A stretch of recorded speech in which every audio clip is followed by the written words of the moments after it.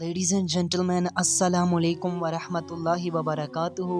ناظرین کرام، آج کی اس ویڈیو میں ہم قرآن کریم کے چیپٹر نمبر 9 سورہ توبہ کے ورس نمبر 17 سے لے کر ورس نمبر 19 تک ڈسکشن کرنے جا رہے ہیں۔ آپ سب سے گزارش ہے کہ اگر آپ کو ہمارا میسیج پسند آئے تو ہمارے اس پیغام کو اپنی کمیونٹی کے دیگر افراد تک بھی شیئر کیجیے اور اس کار خیر میں ہمارا ساتھ دیجیے۔ تو آئیے بنا ٹائم ویسٹ کیے اپنے آج کے اس یونیک سے ٹاپک کی جانب بڑھتے ہیں۔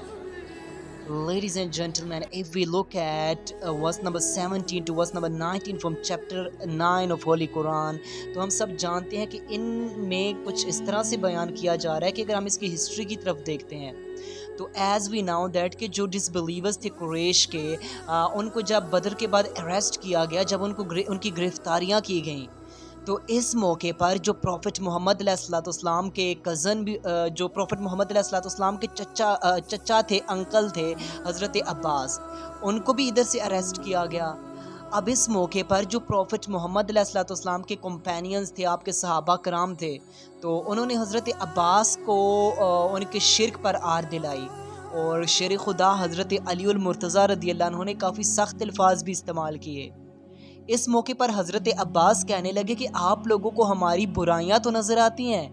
ہمارے غلط کام تو نظر آتے ہیں، ہمارا شرک تو نظر آ جاتا ہے، لیکن آپ کو ہماری جو گڈ ڈیڈز ہیں وہ نہیں نظر آتی، آپ کو ہمارے اچھے کام نہیں نظر آتے۔ ادھر حضرت عباس اپنے اچھے کام بھی گنوانے لگے اور وہ کہنے لگے کہ ہم لوگ کعبۃ اللہ کو آباد کرتے ہیں، ہم اللہ کے گھروں کو آباد کرتے ہیں، ہم حاجی جو آتے ہیں، حجاج کرام آتے ہیں، ہم ان کے لیے کافی ان کو فیسیلیٹیز دیتے ہیں، ان کو فیسیلیٹیٹ کرتے ہیں، ان کے لیے سبیل فراہم کرتے ہیں، اور ہم دیگر بھی چیریٹی کے کام کرتے ہیں۔ اس موقع پر قرآن کریم کے chapter number 9 verse number 17 verse number 18 verse number 19 کا نزول ہو جاتا ہے، اور اللہ تعالیٰ فرما رہے ہیں کہ جو ڈس بلیورز ہیں، جو کافر ہیں، وہ میرے گھر کو کیسے آباد کر سکتے ہیں؟ وہ مساجد کو، چاہے وہ کعبۃ اللہ ہو یا کوئی عام مسجد ہی کیوں نہ ہو، وہ اس کو آباد نہیں کر سکتے۔ کیوں؟ کیونکہ وہ خود ہی ڈس بلیور ہیں، وہ ایمان ہی نہیں لے کر آئے۔ مسجد تو وہ آباد کرتے ہیں نا جو اللہ تعالیٰ پر ایمان لے کر آئے ہیں، مسجد میں تو اللہ تعالیٰ کی عبادت کی جاتی ہے، لہٰذا اب جو ہے ہی غیر مسلم، وہ مساجد کو کیسے آباد کر سکتے ہیں؟ ظاہر سی بات ہے، جو اللہ کو ہی نہیں مانتا، جو اللہ تعالیٰ کے لاسٹ میسج کو نہیں مانتا، جو اللہ تعالیٰ کے لاسٹ پروفٹ کو نہیں مانتا، وہ کس طرح سے مساجد آ کر آباد کر سکتے ہیں؟ چاہے وہ کسی ایجنڈا کے تحت کر رہے ہیں تو پھر بھی وہ غلط ہیں، یا چاہے وہ شو کر کے بھی اگر انہوں نے مساجد بنا لیا تو پھر بھی ان کے لیے ناجائز ہیں۔ اب اس کے بعد یہاں پر کچھ پوائنٹ آف ویوز ڈیفرنٹ پائے جاتے ہیں۔ یہاں پر ذہن میں سوال یہ پیدا ہوتا ہے کہ مساجد کو آباد کرنے سے یہاں پر کیا مراد ہے؟ یہاں پر ڈیفرنٹ کمنٹیٹرز کی ڈیفرنٹ رائے ہے۔ ون آف دیم از کہ جو مساجد کو آباد کرنے سے مراد یہ ہے کہ مساجد کی کنسٹرکشن کرنا، یعنی کہ جو مساجد کی کنسٹرکشن ہے اس میں آپ کسی نان مسلم کی ہیلپ نہیں لے سکتے، اس کی مدد نہیں لے سکتے۔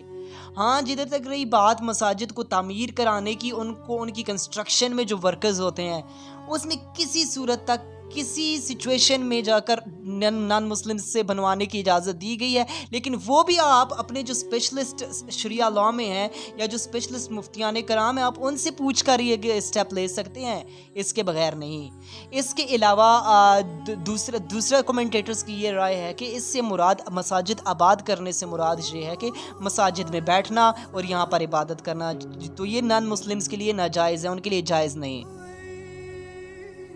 تو لہٰذا اب ادھر سے ایک اور بات بھی ظاہر ہو جاتی ہے، کلیئر ہو جاتی ہے کہ جو نان مسلمز ہیں، آج لوگوں کے ذہن میں سوال پیدا ہوتا ہے کہ نان مسلمز نے تو ڈیفرنٹ کائنڈ آف NGOs کھولی ہوئی ہیں، انہوں نے تو بڑے بڑے ادارے کھولے ہوئے ہیں جدھر سے وہ غریبوں کی مدد کرتے ہیں، وہ فلاں چیریٹی کے ورکس کرتے ہیں، وہ تو فلاں پروجیکٹس انہوں نے لگائے ہوئے ہیں انسان کی فلاح و بہبود کے لیے، لیکن جب تک وہ ایمان نہیں لے کر آتے، ان کے ان اعمال کا انہیں اجر، ان کا ریوارڈ نہیں ملے گا۔ یہ تو جسٹ بلیورز کے لیے ریوارڈ رکھا گیا ہے کہ ان کو قیامت کے دن اس چیز کا اجر بھی ملنا ہے، لیکن نان مسلم کے ساتھ ایسا کوئی کیس نہیں۔ اور اس کے علاوہ یہاں پر ایک اور بات ظاہر واضح کلیئر ہو جاتی ہے کہ نان مسلم جو ہیں، ڈس بلیورز جو ہیں، وہ نہیں مساجد آباد کر سکتے۔ تو آج اگر آپ دیکھ لیں، اگر کسی ایجنڈا کے تحت ہی کوئی غیر مسلم مسجد بنا کر بیٹھ جاتا ہے تو مسلمانوں کو پتہ بھی چل جائے تو پھر تو اس کو گرا دینا ہی افضل ہے، اس کو گرا دینا ہی ضروری ہے، کیونکہ اگر وہ منافقین بنا رہے ہیں، یہود و نصارہ کرسچن جیوز بنا رہے ہیں مسلمز کے خلاف وہاں سے پروپیگنڈا کرنے کے لیے، یا اس کے علاوہ آج آپ دیکھ لیں قادیانیت کس طرح سے پنجے گاڑ چکی ہے، اور ہر اسلامک اسٹیٹ میں قادیانیوں کی مساجد بھی موجود ہیں۔ لہٰذا قادیانیت کیا یہ مسلمز ہیں؟ کیا یہ مسلمز ہیں؟ میں اور آپ اگر ایمان والے ہیں نا تو ہمارا یہ ایمان ہے